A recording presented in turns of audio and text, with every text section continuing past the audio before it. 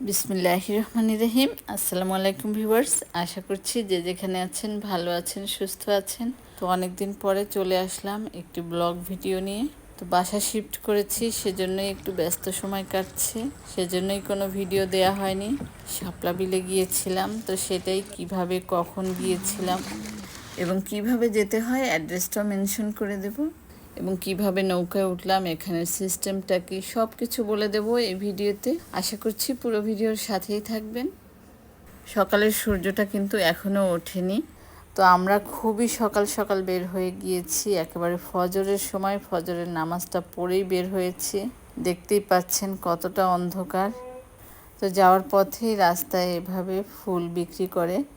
তো যেহেতু শাপলা বিলে কোনো ফুল ছিঁড়তে দেয়া হয় না, তো এভাবেই ওখানে লোকরা ফুল বিক্রি করে।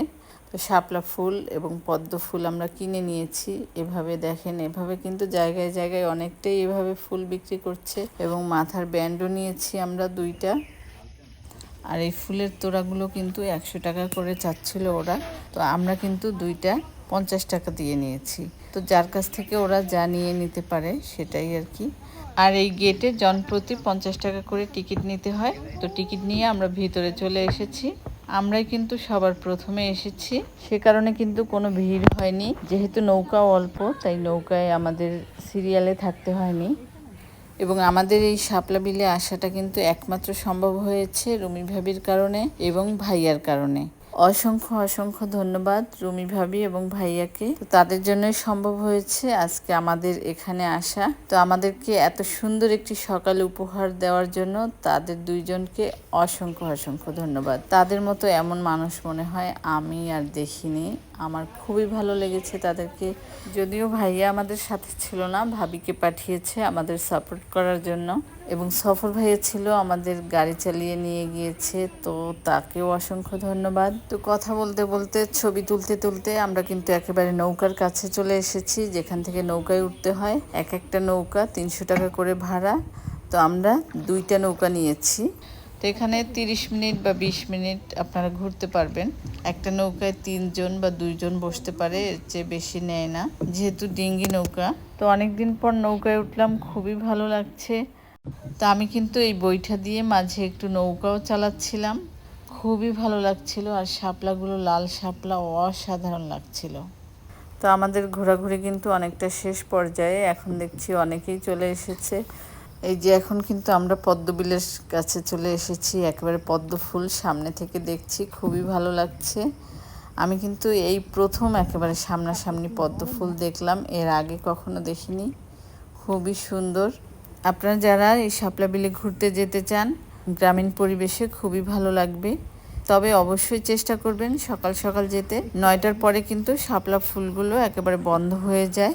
তো ফুটন্ত ফুলগুলো দেখতে কিন্তু ভালো লাগে। তো অবশ্যই 9টার মধ্যে চেষ্টা করবেন যাওয়ার জন্য। আর এর চেয়ে সকাল সকাল গেলে সেটা বেশি ভালো হবে, কারণ অনেক ভিড় থাকে, অনেক লোকজন থাকে, তো তখন শান্তি পাবেন না ঘুরে। তো সেজন্যই চেষ্টা করবেন একটু খুব সকাল সকাল যেতে। আমরা কিন্তু গিয়ে ঘুরে এখন আবার চলে আসছি বাসায়, কিন্তু আমরা 8টার মধ্যে আবার চলে এসেছি। তো সকালে কিন্তু আমরা যখন এসেছি তখন খুবই অন্ধকার ছিল, রাস্তার কোনো কিছুই দেখা যাচ্ছিল না। তো এই শাপলা বিলটা হচ্ছে নারায়ণগঞ্জ জেলার রূপগঞ্জ এলাকায়। তো এখন ফিরে যাওয়ার পথে আমি দেখিয়ে দিচ্ছি, এই যে জিন্দা পার্ক, এই যে সাইনবোর্ডটা দেখা যাচ্ছে, এর পাশের রাস্তা দিয়েই আমরা গিয়েছি ভিতরে। এই যে জিন্দা পার্কটা আছে, এই জিন্দা পার্কের এখানে। আর 300 ফিটের যে রাস্তা আছে সেখান দিয়ে বাণিজ্য মেলাটা যে হয়, সে বাণিজ্য মেলার সামনে দিয়ে যেতে হয়। তো অনেক ব্যস্ততার মধ্যেও বান্ধবীদের সাথে একটু ঘুরতে যাওয়ার জন্য, নিজের জন্য একটু সময় বের করে নেয় আর কি। আমাদের সবারই মনে হয় একটু এভাবে ঘুরতে যাওয়া উচিত। তো আমরা যখন এসেছি আকাশটা একটু মেঘলা মেঘলা ছিল, মনে হচ্ছিল যে বৃষ্টি নামবে। তো মনে হচ্ছিল যে একটু বৃষ্টি হলে খুবই ভালো লাগতো, বৃষ্টিতে ভিজতাম। নৌকায় বিলের মধ্যে বৃষ্টিতে ভেজার মজাই কিন্তু অন্যরকম একটি অনুভূতি। যাই হোক, ঘুরে টুরে এখন কিন্তু আমরা ফিরে যাচ্ছি। তো শুকুর আলহামদুলিল্লাহ, আল্লাহ আমাদেরকে সুন্দর একটি সকাল উপভোগ করার সৌভাগ্য দিয়েছেন। তো আমরা যেই শাপলা ফুল এবং পদ্ম ফুল নিয়েছিলাম সেটা কিন্তু অনেকটাই নষ্ট নষ্ট হয়ে এসেছে। অনেক ছবি তোলা হয়েছে এই ফুলগুলো দিয়ে। তারপরও এখন বাসায় ফিরিয়ে নিয়ে যাচ্ছি বাচ্চাদের জন্য।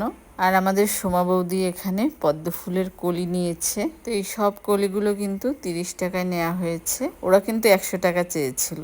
তো গল্প করতে করতে গান শুনতে শুনতে সকালটা আমাদের খুবই ভালো কাটলো, মাশাল্লাহ খুবই ভালো লেগেছে। তো সকলে ভালো থাকবেন, সুস্থ থাকবেন, বিদায় নিচ্ছি, আল্লাহ হাফেজ।